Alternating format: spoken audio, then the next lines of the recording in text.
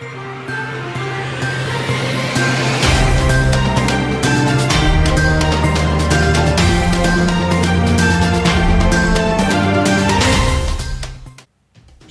जिला प्रमुख वीरेंद्र अरोड़ा ने रामलीला कमेटी लाइन पर द्वारा पास बेचने की शिकायत को गंभीरता से लेते हुए पूरे प्रकरण पर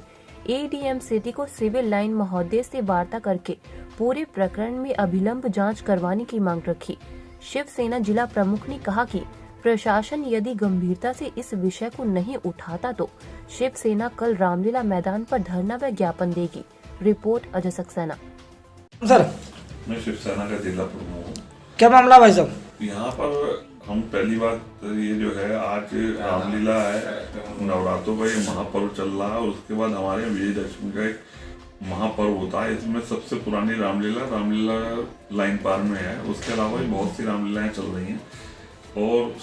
धन्यवाद हम प्रशासनिक अधिकारियों का, रामलीला कमेटी का भी देते हैं कि उन सब लोगों ने इतना, क्योंकि भगवान राम के चित्रण और सारी चीज़ों को उसमें बहुत सुंदर तरीके से दर्शाया जा रहा है। और मुरादाबाद की रामलीला पूरे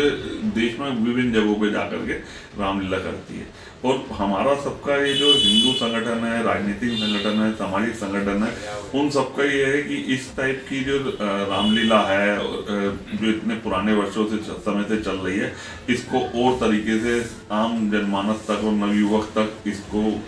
लाने की कोशिश को लेकर के सभी संगठन हमेशा प्रयासरत रहते हैं। और हमने कई मंचों पर रामलीला और धार्मिक संगठनों का अभिनंदन भी बहुत सी बार करा है, क्योंकि यही धर्म को, राष्ट्र को, संस्कृति को बचाने का कार्य ये भी कर रहा है। लेकिन एक गंभीर परिस्थिति सामने आई 2 दिन पहले कि पता चला कि एक प्रशासनिक अधिकारी, और आज जिस तरह देश का वातावरण बना हुआ उसमें यह है कि जो धार्मिक कार्यक्रमों का आयोजन हो रहे हैं या देश में बहुत सी जगह आयोजन हो रहे हैं, उनमें असामाजिक तत्व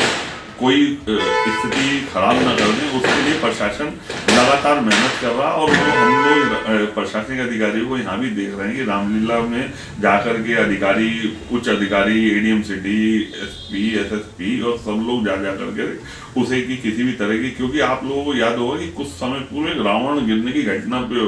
एक बड़ा हादसा हो गया था और एक बार बहुत समय पहले हमारे लाइन पर में पुल भी टूट चुका था। और इस तरह की जब रावण वाला स्थिति बनती है तो उस समय जिस समय दहन होता है, पब्लिक छूटती है और एक दूसरे पर गिरने लग जाते हैं, उन सब विषयों को लेकर के। लेकिन एक विषय जो गंभीर आया, ये आया कि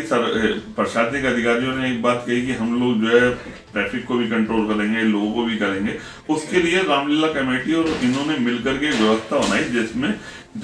कुछ पास इशू करे, जिसमें कि 2100 रुपए का पास बेचना शुरू कर दिया गया, जिसमें कि आप गाड़ी को अंदर ले जा सकते हो। 1100 रुपए का पास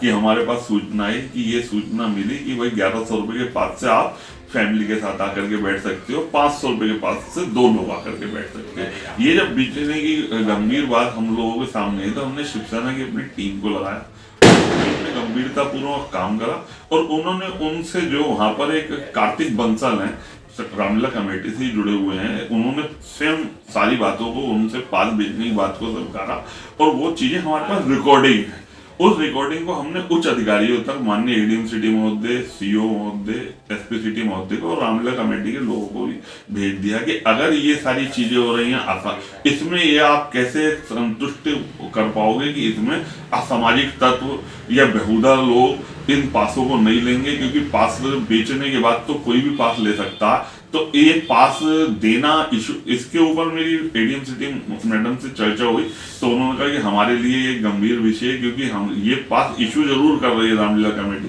लेकिन गंभीरता इस विषय के बेचने के लिए इशू नहीं होगा। तो इसके ऊपर हमने आज ये मांग करी है अधिकारियों से कि इस पे गंभीरता से इसकी जांच कराई जाए। अगर पास बेचने वाली बात है और हिंदू की भावनाओं को ठेस पहुंचाने वाली बात है, धर्म को बेचने शिवसेना नहीं देगी। अगर वो इस तरह से करते हैं तो शिवसेना कल उच्च अधिकारियों से मिलेगी भी और रामलीला ग्राउंड तक भी जाना पड़ा तो वहां जाएगी और इस विषय पर जो भी रामलीला कमेटी से जुड़े लोग हैं और उनके में से अगर इन लोगों ने पैसा इकट्ठा करने की अगर योजना बनाई है तो एक गंभीर विषय, इस पे FIR भी दर्ज होनी चाहिए। यही मांग हम सब शिवसेना की